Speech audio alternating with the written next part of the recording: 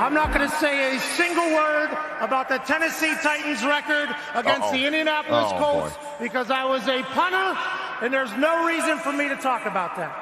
With that being said, we did not punt much against the Tennessee Titans, so you probably have no clue who I am to begin.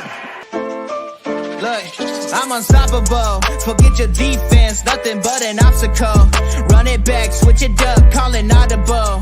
Serving up them Hail Marys till the game over with the showstopper. So hot, you gotta blow on it. I said I'll huff and I'll puff, then I'll pass to my left while I'm looking to my right. Hit him right in the chest. It be looking like magic. Better give me the throne. I ain't talking about Patrick, but I rep my home. I'm never at the end of my zone. I'm bad to the bone. Eating up these pig skins like they chicharrones. And you a douche cabron. Mira, mira at the mirror on the wall. I'm the greatest of them all. They gon' put me in the hall. Your name is only written in a bathroom stall. Quit your stalling and make a play. My drive too long. Pop the clutch, I don't pump the brakes.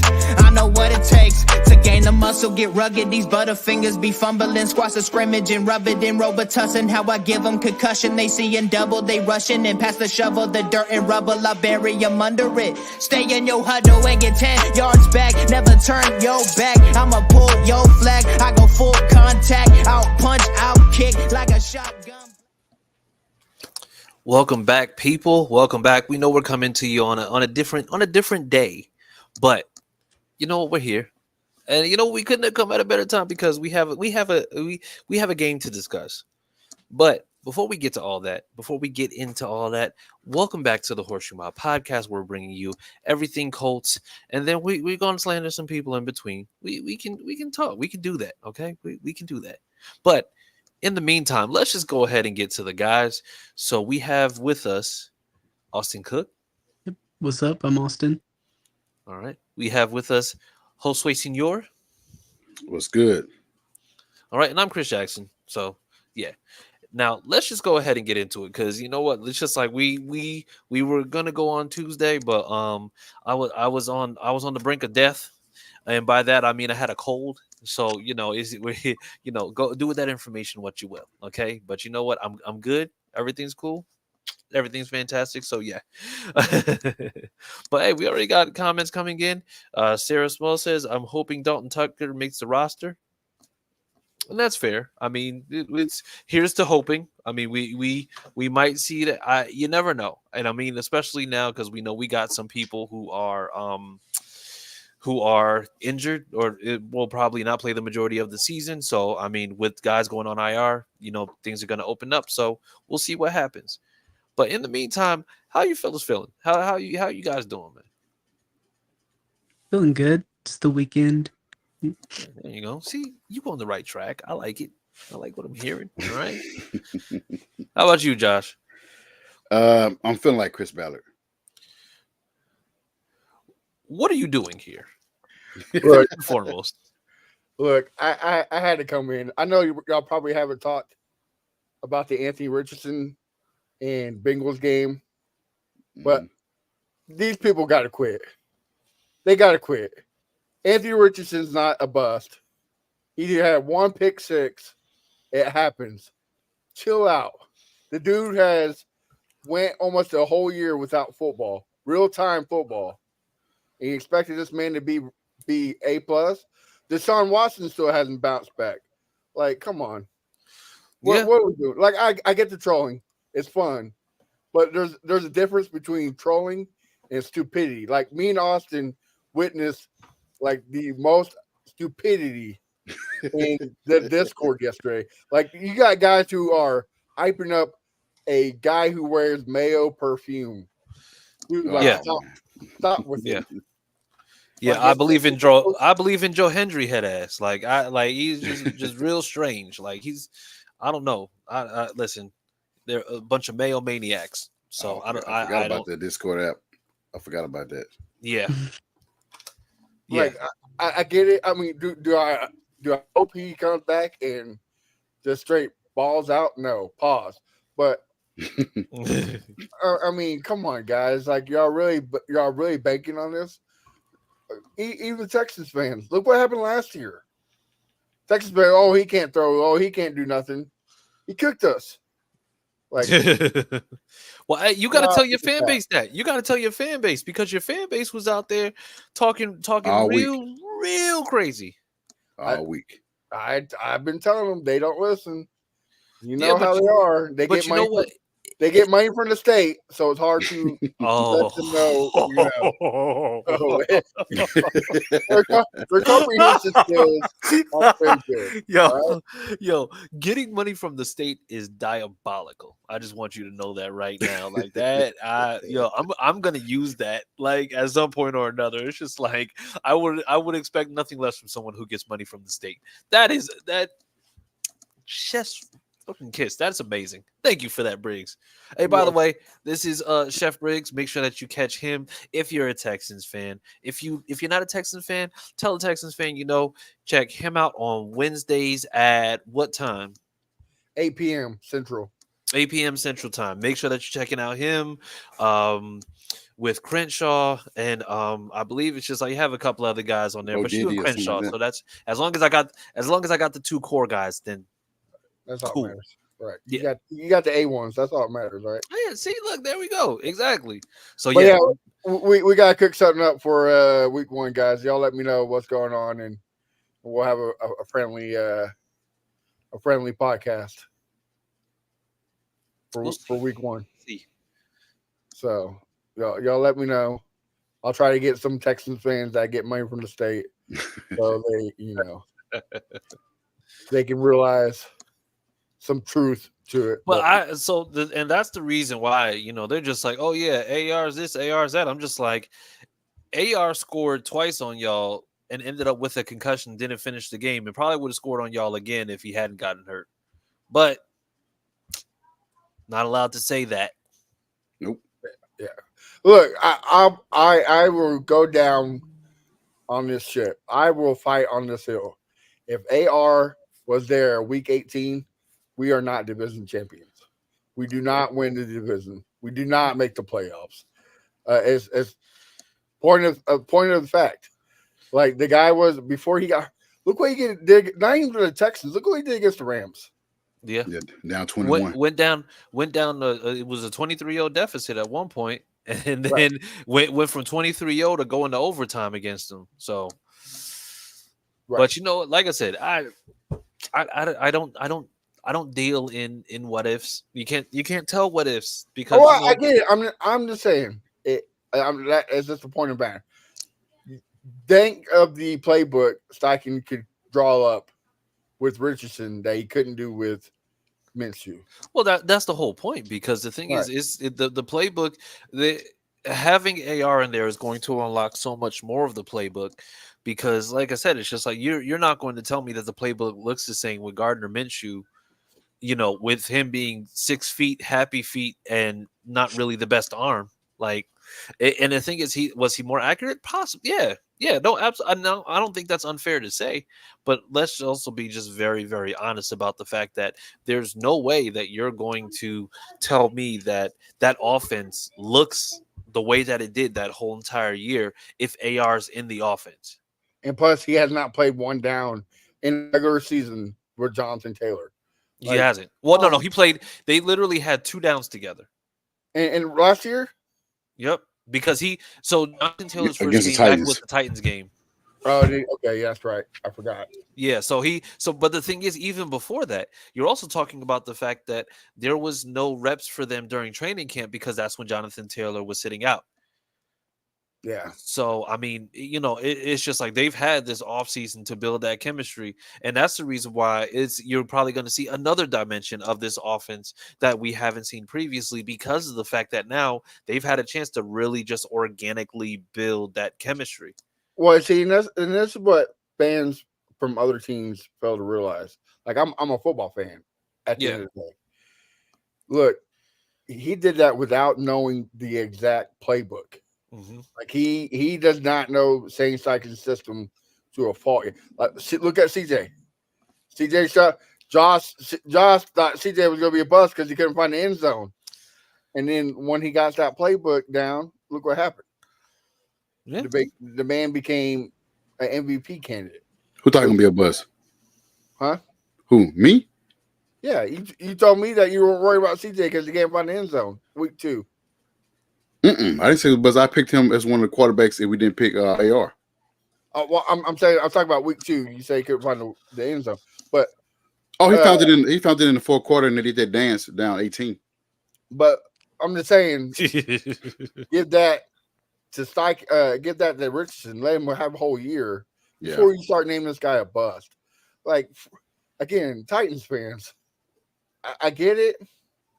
You've been dropped on your head a couple times. You kissed your cousin a few too many times. Like you might be getting money from the state. You might be getting money from the government. Okay, like you are that slow. Titans fans definitely get money from the state. Well, Matt, the biggest thing is we knew coming in what type of quarterback he'll be. We also knew that he is not a passing quarterback. We know he's more so of a scrambling quarterback. So to say he can't throw over 50% of his passes is retarded, man. But yeah. Well, not even that. The scheme, right? The scheming fixes everything. Quick passes, quick screens. Like if I'm telling you, if Josh Downs plays week 1, I am scared. I'm scared. I mean, honestly, this is just speaking to what it is, because I know Anthony Gold has been getting reps, and even with him, like the offense, I don't think is going to be an offense that is going to be just a traditional, pass, whatever. And that's the reason why if they just said that AR is going to be a pocket passer, cause for concern, because the thing is, that's not his bag, that's not his skill set. If AR is playing, AR is utilized as a QB, but he's also utilized as a weapon. He's utilized as that guy where, for example, teams like linebackers are going to play differently against AR than they play with Gardner Minshew. And not only that, but the thing is, it's just like the way that you're going after the team, the way that the way that you're getting after AR, especially with Jonathan Taylor in the backfield, you're going to have to figure out exactly how to do certain things.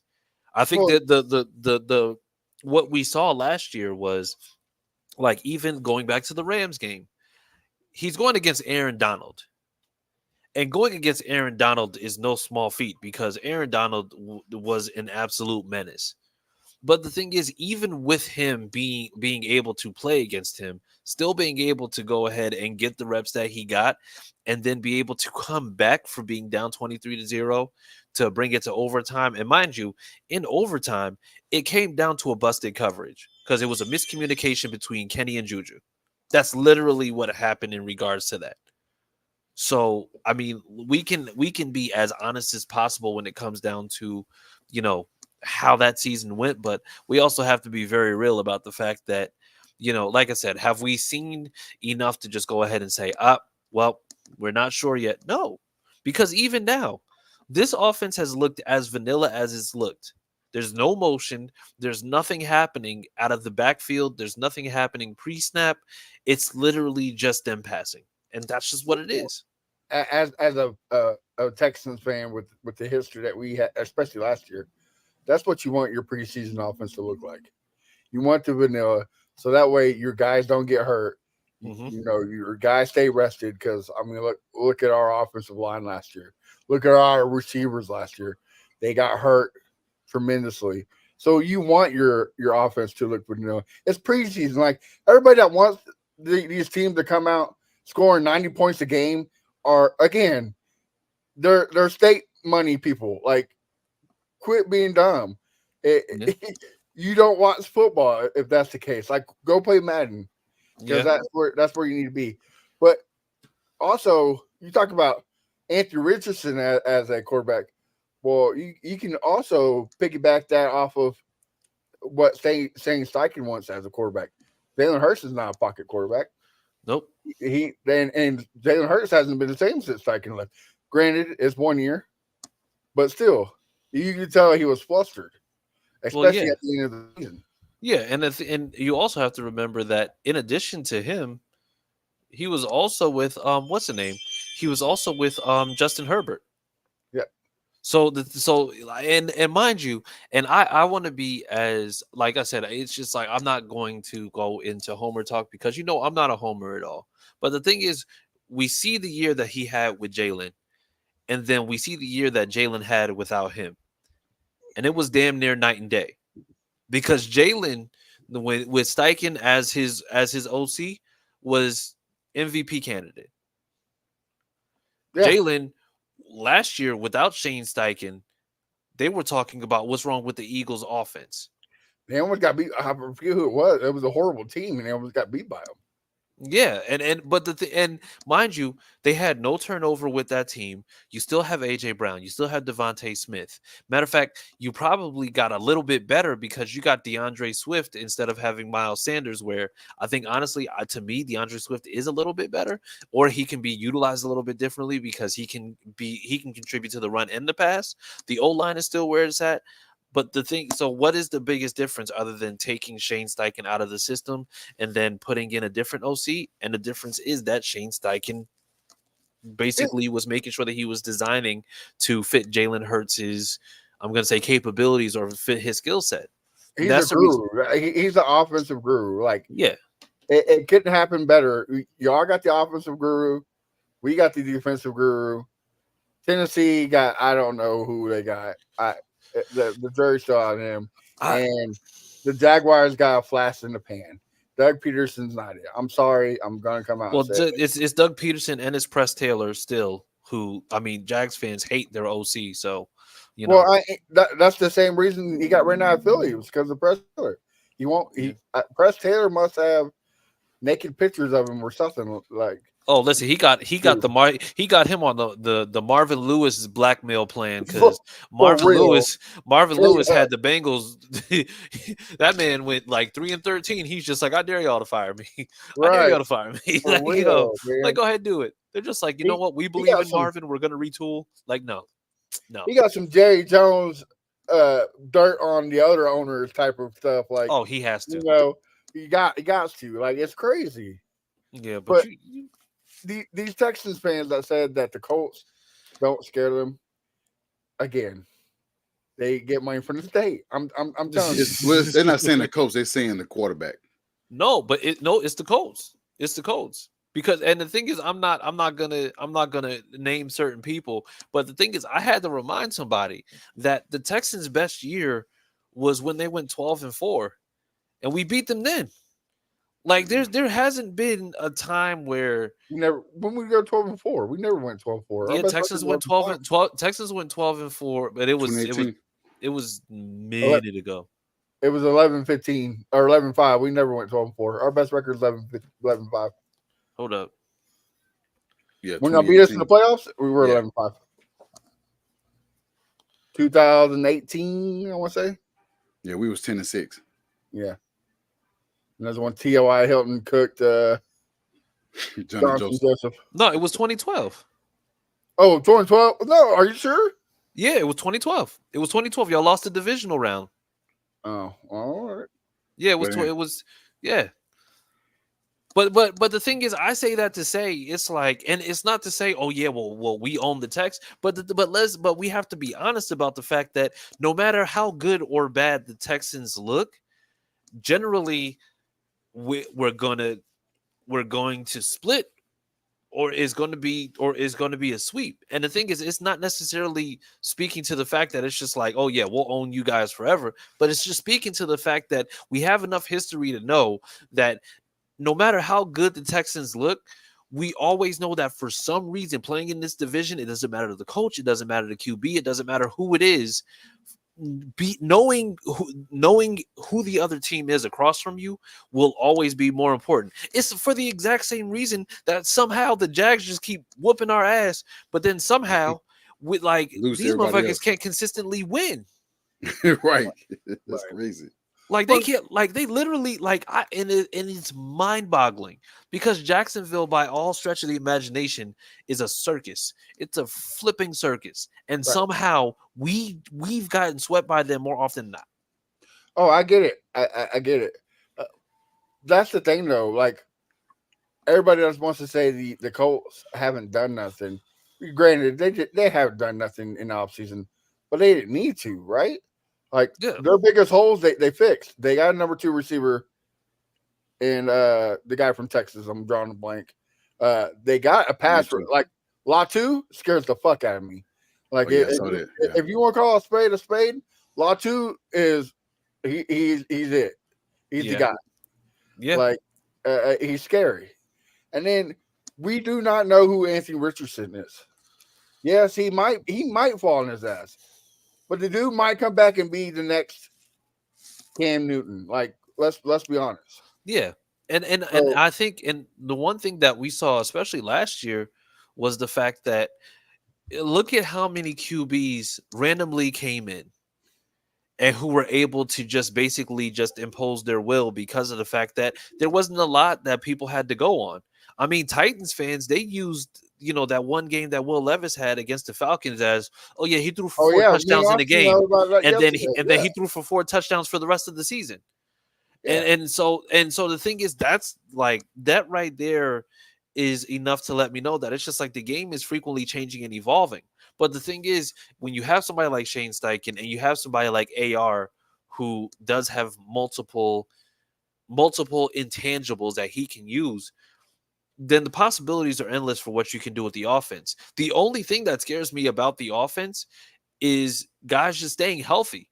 If guys can stay healthy, that's the only thing if guys can stay healthy, that right there is the biggest advantage that we have, because injuries always hit us in a way where we're just like, what the like what's going on here? Like from the outside looking in, and you can tell me if I'm wrong or not, okay? I won't be like other Texans fans and get butt hurt and then hit the block button. Okay, I think your weakest point is corners. Oh yeah, that's probably have to be your weakest part is the corner. Safety, right? And safety, yeah. Kenny Moore to me is underrated in this whole NFL, but outside Kenny Moore, you don't got nobody. But I think that's the only way we beat you guys. Is we get Diggs, Tank, and Nico and just light y'all up. That's the only way we can beat y'all. But to say that it's going to be a straight blowout, like Texans fans calling it, it's dumb. It's going to be a shootout. It's going to be like a 45-42 game. Like it's going to be the Rams versus the Chiefs. Was it 2017, 2018? Like it's going to be a classic. Like people are going to remember this game. And the one thing I'm banking on, I know things change every year. I'm hoping y'all's week 1 record continues to spoil it. I'll be okay with it. Listen, I'm not one to talk trash unless you really just get like, unless you go out of your way to just like, I'm not saying that I'm this, but unless you go out the way to poke the bear. But if we snap the streak of losing week 1 against the Texans, not you specifically, because I know that we talk ball, but I'm telling you, for anybody that I'm in a group chat with, for anybody that I'm in a Facebook group with, prepare to be sick of me, because I am going to flame broil you to the shadow realm if we end up breaking that streak against the Texans. And like I said, once again, Matt, it's not you, because like I said, we talk ball. Look, I get look, that's how we met. It's trolling, right? The Facebook group. I appreciate trolls. Like the whole somebody from the Texas media, they get money from the state. They spelled swarm wrong. I don't understand it. Like I get that. That's funny. I see a lot of Texas fans getting butthurt. Oh, it means and no, we dropped the ball and we spelled swarm with the E.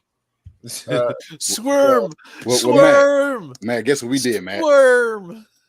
Guess what we did? We took down that banner that you been trolling about. That might be y'all's that might lift your curse. That might y'all might officially down. Y'all might actually win in Jacksonville, and y'all might actually win week 1. Like that. How golden would that be if the year that y'all finally take down that banner? y'all snap those streaks. Like, come on. Listen, now. I will be. I once again, prepare to be sick of me. Prepare to be sick of me. I'm just saying, like, if y'all do that after taking, not just beating us week 1, but if y'all beat Jacksonville at Jacksonville, I'm calling it. It's the banner. The banner was bad luck. It put a curse on you. I'm doing it. Like, that's crazy. Yes, yeah, that will be insanity. But we shall see. Yeah. Well, fellas, it was a great time talking ball. Like I said, before week 1, we gotta get something happening with the Horseshoe Pod and Crenshaw and the crew. We'll have some fun. Yes, sir. All right, fellas, y'all have a good one. All right, man, take it easy. All right, then we got some more comments, and then we're gonna get into this game yesterday. I know that went a little bit longer than normal, but you know what? Why not? So yes, he said Kurt Bankert is an idiot. So for those who don't know, Kurt Bankert, he had the audacity. And mind you, Kurt Bankert is a former NFL QB. I think he was on the Packers for a little while. Okay, but he basically got a lot of flack for saying, okay, he's officially out on AR, and you know, for the most part, it's just like I saw it. I was just like, I don't give a damn. But who is Kurt though? Did he start? Was he a Pro Bowler? Was he some type of star? No, I don't know. No, he's just a backup. He's maybe a third stringer. And and the thing is, I'm not gonna diminish the fact that he made it to the NFL, because honestly, I didn't make it to the NFL. But what I am going to do is I'm going to point out the fact that this guy is over here just talking, just a bunch of nonsensical nonsense. I mean, his biggest contribution to football, and once again, he made it to the NFL. That's no small feat. But his biggest contribution to football was being able to tell people exactly which route to throw to on Madden. Like it's like let's just be, let's just be honest. But either way, whatever. So yeah, Kurt, he was getting some flack today. And like it wasn't even just Colts fans either. Yeah, because throwing that out there. They're like, what are you talking about? And then we're gonna get into the game, but then when you break it down, it's just like that wasn't as bad as what you're trying to say it was. So, yeah.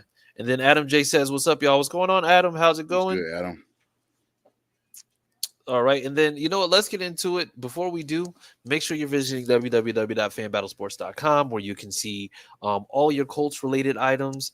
You'll be able to see past episodes. You'll be able to see articles, bios, all that good stuff, all related to us. And yeah, so just make sure you go to www.fanbattlesports.com, and you'll be able to see everything you're looking to with our Colts content. And without further ado, let's just get into it. First and foremost, Jelani Woods the other day got a turf toe injury. Found out he got surgery today. They're saying that he's going to be out at least 4 months. Christmas, huh? Yeah. So at this point, yeah, I'm going to be honest. This is the second year in a row where there will be no Jelani Woods during the regular season. And I mean, it's unfortunate. Hopefully he heals up, but it's not looking good. No more wood.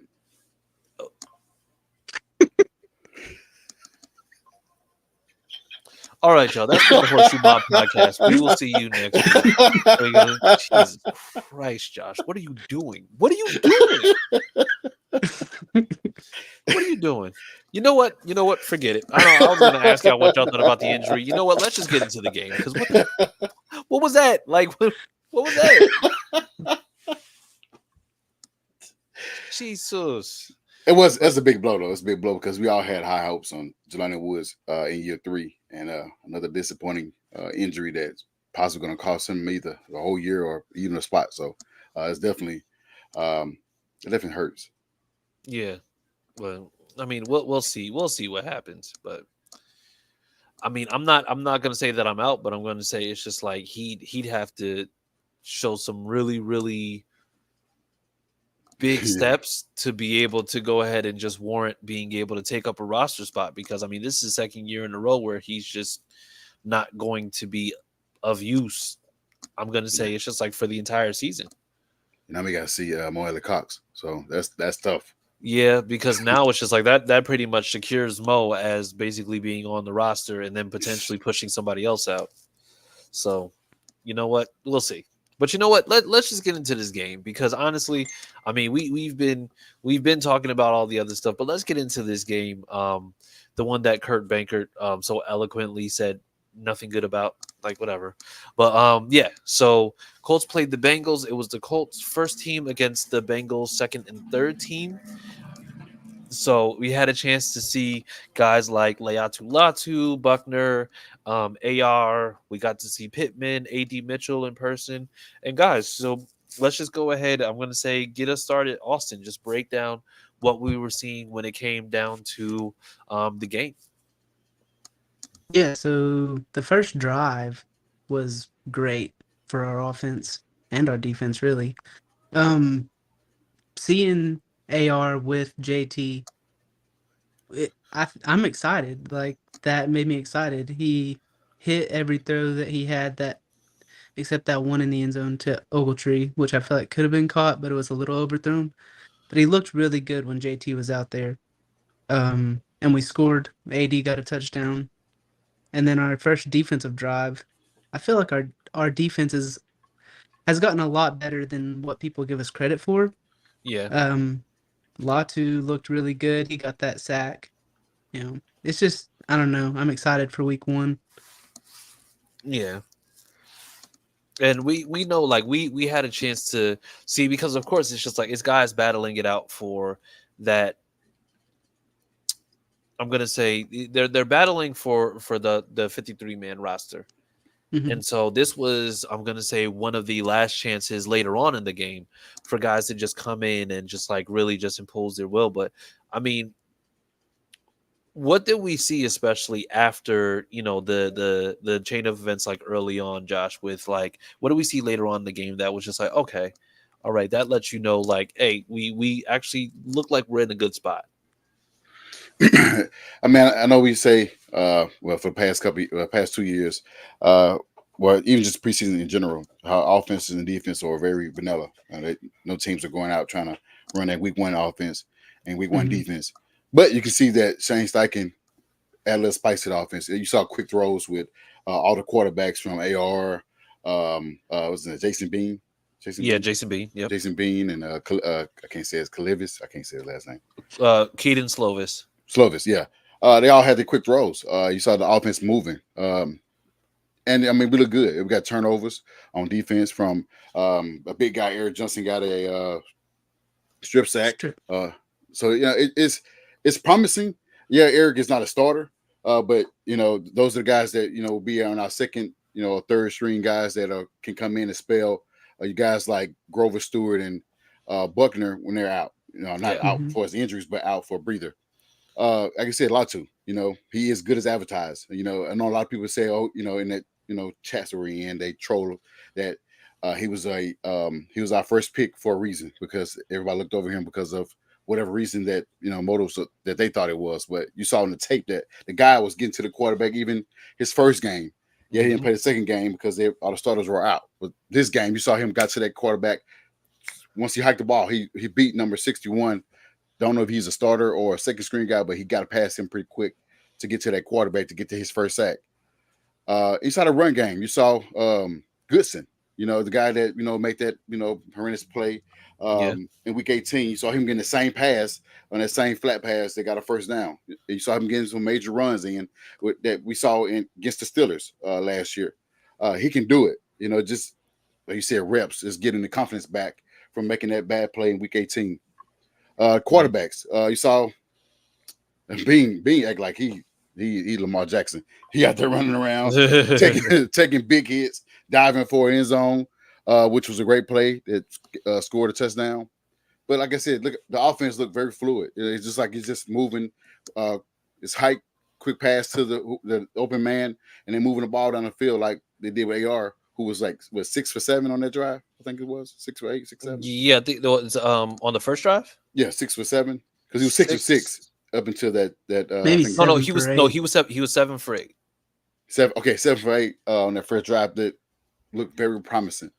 It just showed us what could happen in the future. Starting with week 1 against our opponent, division opponent. So I'm excited to see. Like I said, week 1, and we got a couple more weeks where we got some real opponents. Where the offense won't be vanilla, the defense won't be vanilla. The defense. I don't know about you guys, but defense did look different. We see more blitzes.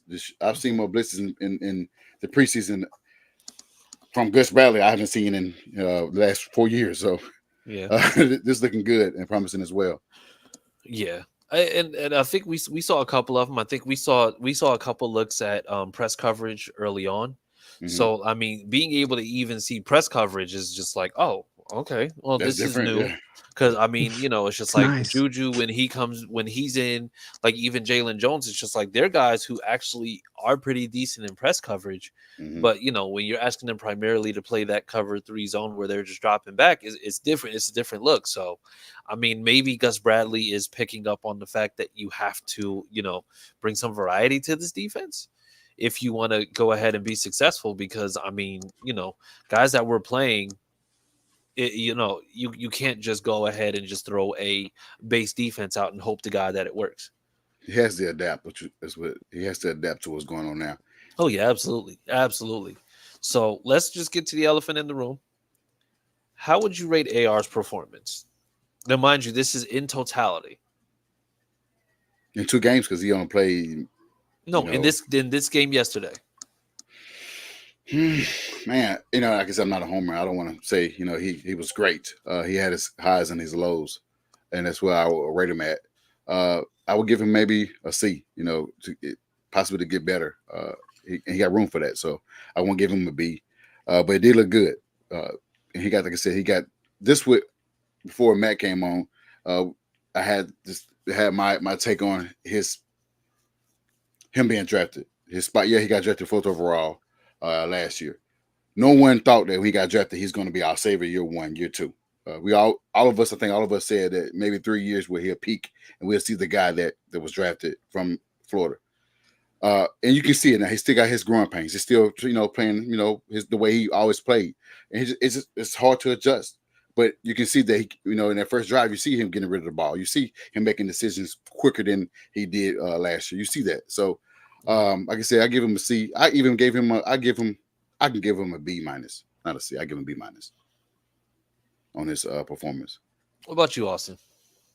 Yeah, I was kind of thinking same thing, B minus. I watched that Chase Daniels video that he put out, and like really made me understand more of why he's missing some of the throws, and it's not all on him, but like still some little things that he could change and work on. Like the pick six, that's miscommunication. Granson was supposed to sit, but he saw who got the pick six there, so he was like trying to think ahead, but just miscommunication on that. Sorry.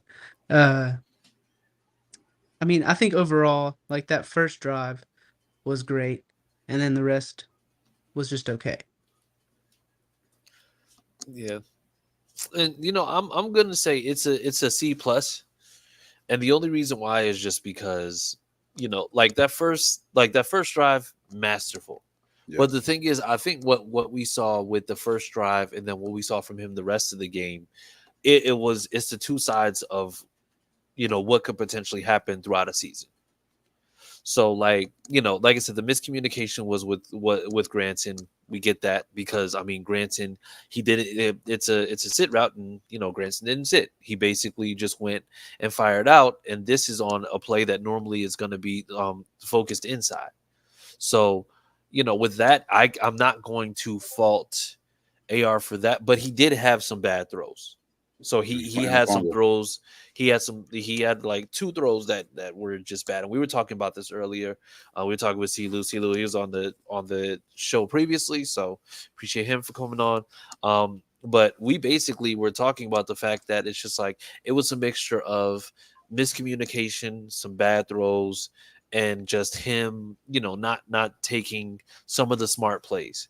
So I mean, if we're being honest, it's just like once again, I'm not basing too much on this performance because I don't believe that this is the way that the offense is going to look.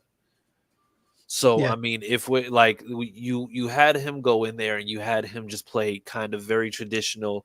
I mean, I don't know if anybody noticed, but I mean, other than that one 3rd and 18 play, the majority of all his passes, the majority of the work that he did was pretty much just all in the pocket. Yep. And I mean, like, if you look at that first drive, every single pass was in the pocket. There wasn't a scramble out. There wasn't any type of move to the outside to pass it. He was in the pocket the whole time.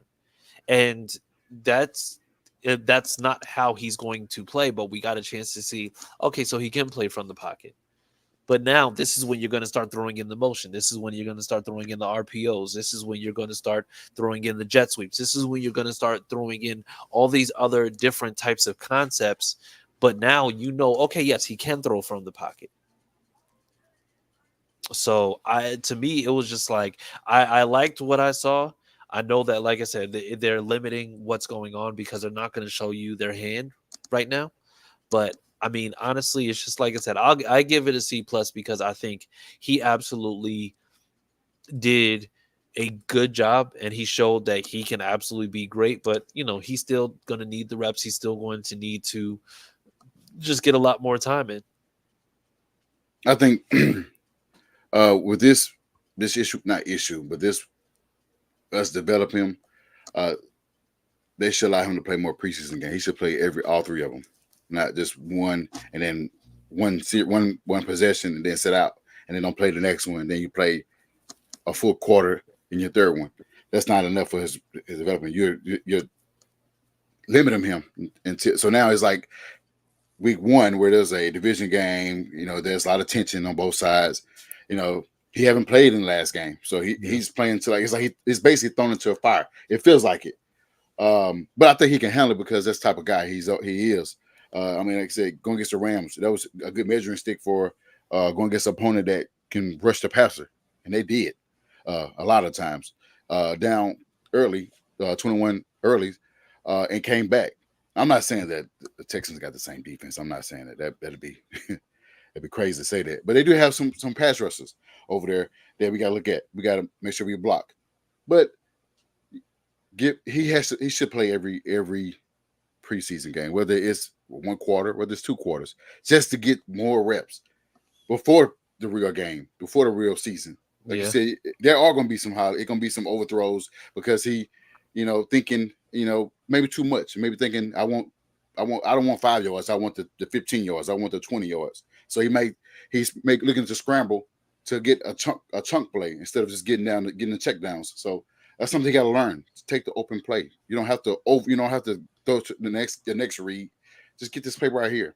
You got an opportunity to get a first down on the next down. So those things he got to do mentally in his head. Say, hey, take this one play at a time like he did in preseason. Those quick throws to Alec Pierce that look good, and to tight ends, to the running backs, to A.D. Mitchell on a crossing route. I mean, things like that. Take those plays that'll get you on the field and get your points on the board. Yeah, absolutely. And that's once again, it's just like that comes in reps, that comes with chemistry, that comes with all those things that he really wasn't able to do until now. And I think that he's going to have the opportunity to be better. But the thing is, it's like I said, it's a miscommunication. It's 8-14. So the thing is, it's just like you end up being, I think that's what 8-14 is 4-7. So I think you're 58% on the day. Yeah. And then, you have 2 passes that, let's just say even take away those 2 passes. Take away those 2 passes where it's like the miscommunication and then it's the other one. If you take away just the ones where he threw the bad balls himself, I mean, you're 8-12. You move to 66% easily. So the thing is, that's the stuff that you're going to probably see him clean up. So that's why we know, like, okay, he's going to be all right. He's going to be fine. But we just got to, like I said, we can't take the approach that we just believe that, AR is healthy, so we're going to the Super Bowl, because you'd be out of your damn mind. Like, it's just, that's just not the way things work. But then I got a question for y'all, but let's go to this comment first. So is Matt Gay on any kind of hot seat? Schrader came in and nailed a 56-yarder in Cincy. That's not an easy place to kick. If he misses any kicks that cost us a game or 2 early, is he on the hot seat? I haven't seen anything about being on the hot seat, but it is some concern for me.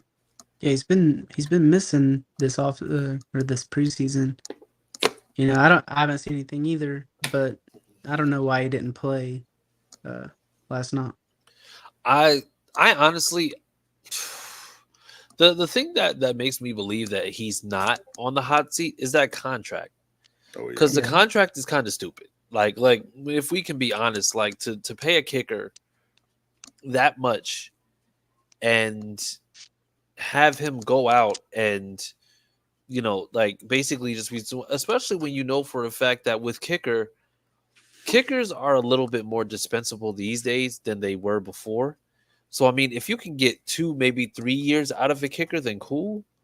But I mean, that contract that he got paid was like way higher than anything that we've seen before. And I get that he was good, but I mean, I don't understand it. Yeah, I don't understand it. I really didn't understand signing a kicker for that amount of money, but then you let Bobby O go because he wanted $10 million. Like that was dumb. Well, we know Chris Ballard likes to spend money. Yeah, right. On what? On what? What does he like to spend money on? No, enough, Austin. You're gonna piss me off. So, but no. But so then in that case, so with everything that we said in regards to AR, is there cause for concern? Why or why not? I'm gonna say no. He's still young, pretty much still a rookie. I know, like, he's not, but he is. Yeah, he's got some learning to do, and we just have to be patient. Okay. All right. What about you, Josh? I mean, I agree. Like I said a while ago, we knew what we was getting when we got him. He only played 13 career games in college. What are we expecting now? Or even, like I said, we're not looking for a Super Bowl in year 2, or even year 1. We didn't. We're looking for improvement, growth, reps. We're looking for all those things. He's an athlete. He can make plays with his arm and with his legs. Yeah. Just give him the reps. Give him the good. Because his mind, he's going to go out and try to, like I said, throw those chunk plays because he got the arm talent. He can throw, 60, 80 yards. Yeah. But that's why you have an offense that's catered to him. You have a coach that understands him. Just give him the reps. Be patient with him. Allow him to flourish at some point, whether it be this year or next year. Give him that time. We didn't see Jordan Love until year 4, year 5, and look what happened. Took his team to the playoffs his first year starting. Yeah, with relative unknowns, correct, at wide receiver. So yeah, but I'm so the thing is for me, I'm not concerned, and I'm not, and the thing is, it's because of the fact that I never had AR up on this crazy pedestal where I just thought that he was just going to come in and just absolutely kill everything in his path. Like, we knew that because of the fact that he didn't have too much experience in college, that there may be some tuning that needed to be done. But then also we knew that he had the intangibles and he had the ability to be able to go ahead and just be good. Now, we saw in those first 4 games that, that rocky, bumpy start that we thought that he was going to have in the very beginning. He didn't have that to begin with. So we didn't necessarily have a whole lot to worry about in regards to that because, we knew we were just like, oh, well, he's actually way ahead of schedule. So, I mean, I don't think that there's an issue in regards to anything that's going on with him or in regards to, his development. I just think people need to be very realistic about the fact that this is a guy who still doesn't have a lot of NFL experience. So, I mean, I think we'll see. I think, like I said, worst case scenario, he may still need some time for development. Best case scenario, he actually comes out and he just balls the hell out.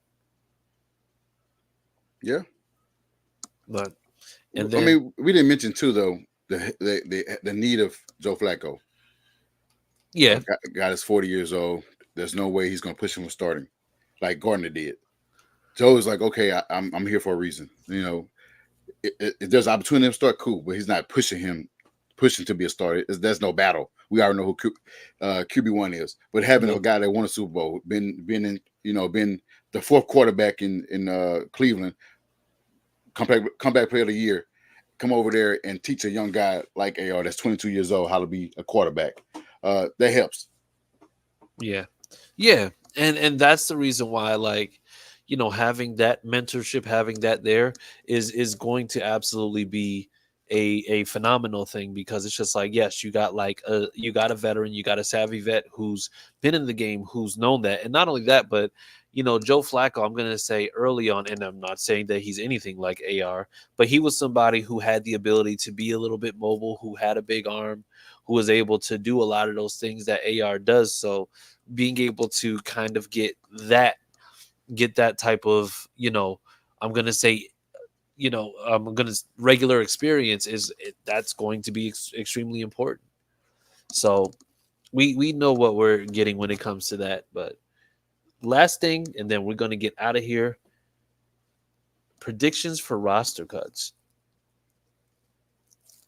How many are we doing? Just a couple of them naming, or just name one you believe will stay on the roster and one you believe will get cut. I'll let Austin go because I'm thinking.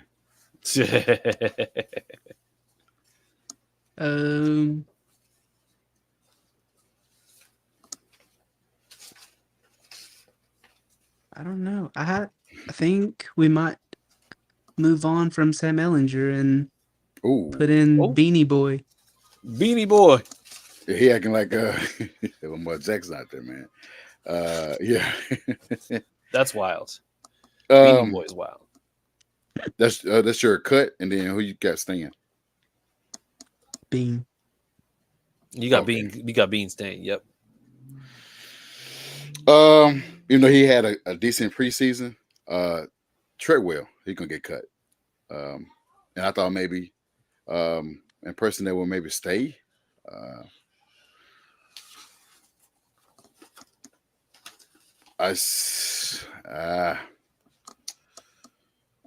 Who could stay? Abraham. I see Abraham making the team. Okay. Is that Micah Abraham? Micah Abraham. Yep. Yeah, he's staying. Oh yeah. I'm going to go out on a limb here, and I'm going to say I can see Blake Freeland not making the cut. Oh yeah, I ain't think about that. He's been struggling. He looked. I can see Blake Freeland, and I think he's just going to end up on the practice squad because that's where he should be. I mean, I like Micah Abraham, but also I think somebody that is probably going to end up staying on the roster. If I'm being very honest, only because of the fact that he's been fairly healthy and we just got him last year, I think Will Mallory. Because I think he's going to be for the tight end. Because the thing with him is that I think he was going to be kind of integrated into the offense, and I mean we still have a relatively unknown tight end room, but now Jelani Woods is out again, so now everybody has a chance to kind of step up because it almost felt like it was Jelani's role by default, but now that he's out, it's just like oh well, now everybody has an opportunity to just do whatever the heck they possibly can. So. I mean, I think Mallory should step up in a big way. I'm just gonna have to just make sure that he just stays healthy. Yeah, he's one of our best blocking tight end. Yeah. Yeah, he definitely gotta stay. Yeah, Augustine says, "Hey there, guys. That's greetings good, from man. Panama. I think Daryl Baker Jr. gets cut. I wouldn't be opposed to that. You know what? Matter of got fact, a hot take. Yes. What's that? Hot take. What's that? What's that? Daryl Baker Jr. is gonna stay. He's gonna get in the game, and he's gonna get a lot of PT this year. God, let's hope not. I think he's gotten better than he was last year. But I don't think he's looked bad. He's looked better than Dallas Flowers. So here's the thing. Here's the one thing we're not talking about. Dallas Flowers is 27. Daryl Baker Jr. is 26. Mm-hmm. We're talking about guys looking like they got better, and these guys are like on the latter part of their 20s, close to their prime. Yeah. That's like Titans fans talking to Calvin Ridley's potential. He's 30. I'm not saying he's going to be number one. I'm just saying, like, No, he's going to he get in needs there. And No, he needs to get out of there. No. Hey, I'm not the coach. He's Brandon Facetian with an easy name. That's what he is. But then again, the way Dallas Flowers has looked, why didn't we just go out and get a veteran corner? I don't think the ones that are the one available. I know we just seen Gilmore sign with Minnesota for $10 million. But Xavier Howard, what's going on in his life right now, that's the distraction to our team. Well, there's no way you could justify bringing that guy on. Like, I don't know anybody else available that was decent. I think I've seen some other ones where like no. Who was it? Was it Adoree Jackson? I don't know about that. He just fast. But the thing is, I you got to ask yourself, are they better than Daryl Baker Jr.? And then JC Jackson got suspended. Me? No, Austin. Oh. Look at me. Look at me. I'm just saying. Don't saying. Austin, look at me. Okay? Listen, I'm looking you directly in the camera. Look at me. Don't you say that shit again. Don't you ever say that. Buy me a Baker Jr. jersey. Oh, yeah, good. That's a hot take. That's a real hot take. You could, and I want you to take a picture in it just so that people can ask you, why would you get a Daryl Baker Jr. jersey? Why would you get that jersey? It's not even. I don't think they have it online. Yeah, probably I don't not. think they got a custom. No. But JC Jackson got suspended for his issue. Personal conduct. Yeah. A lot of guys got suspended, but but the thing is, it's not like they didn't have the opportunity to go after cornerbacks, like even safeties. Like if Ballard didn't feel comfortable with Diggs and Simmons, you still had guys out there. Like Jeremy Chin was somebody that I was talking about earlier today. Signed in Washington, 1 year, $5 million. Mm-hmm. And to me, it's just like you get somebody like him, you could very easily plug him into his defense, but also he has a similar skill set to Nick Cross. So even if you don't believe in Nick Cross yet, he not only brings in competition, but he's also giving you an opportunity to go and say, hey, Nick Cross can watch this guy so he can see exactly what he can do if you really feel like he's not necessarily there yet. Yeah, I do agree, but I also think Nick Cross has also played really good this preseason. Oh, he has. He has. Yeah. He has, but we also have to remember that, like I said, we've gotten to a point where we're just like, oh yeah, this person's played pretty well, but then we've had issues in game, and then we've had issues with the injury. So the thing is, if Nick Cross gets hurt, we're going to Rodney Thomas. We've seen Rodney Thomas before, and we know that Rodney Thomas isn't it. So the thing is, now it's just like you're not properly preparing for the fact that this is a team that generally has been hurt repeatedly, and yet here we are again just saying, okay, we're good with what we have, we don't need to get anybody else. And then if for some reason something happens, then that means that we're falling into these guys who are undrafted or who are 6th and 7th round picks who really shouldn't be seeing the field like that as starters. Yeah. That was my question to you. Why are we relying on a guy? Not saying nothing wrong with Jalen Jones. He's decent. But why are we relying on guys like Jalen Jones, Rodney Thomas, and Derek Baker? I don't think he got drafted at all. No, he's undrafted.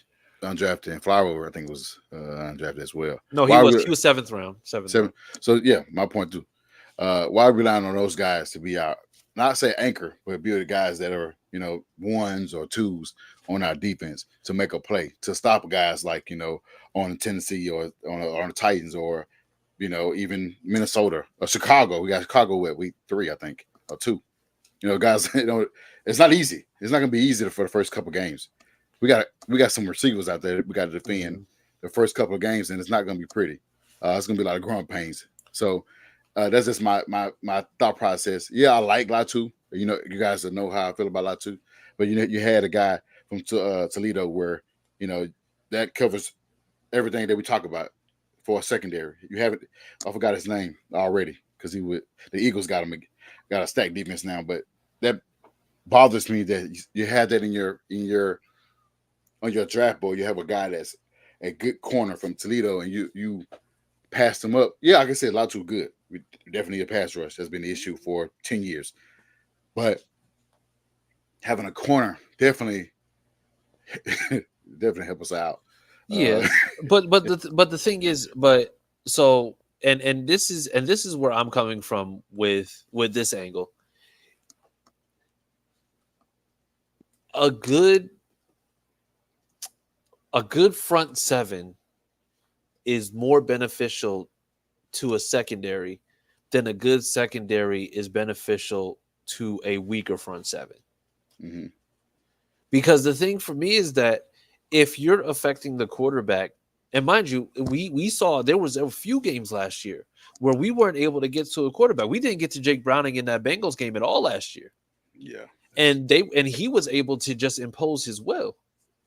But the thing is, when you have a good pass rush, mind you, that Cleveland Browns game, Myles Garrett, for the absolute beast that he is, was able to once again impose his will, and that made the job easier on the secondary on the back end. So the thing is, I'm happy with the fact that we got Latu over going and getting a corner, because if Latu is going out and doing the things that we've seen him do consistently over the last few weeks, then you're going to have no choice but to change your game plan. And that means that he's still going to be coming after you. He's still going to be doing these things. And at some point or another, he's going to be demanding double teams. So if you got a double team there and you have to pick and choose who you're going to have to double team when it comes down to either Grove or Buckner or both, then that means somebody's going to be open. Somebody's going to come free. And they're going to have to just choose exactly who's going to be the person that's going to make sure that they come out. And also, I just want to speak to my good friend, Tim Collins, otherwise known as the artist formerly known as Sunfire. So definitely want to go ahead and just shout out Tim.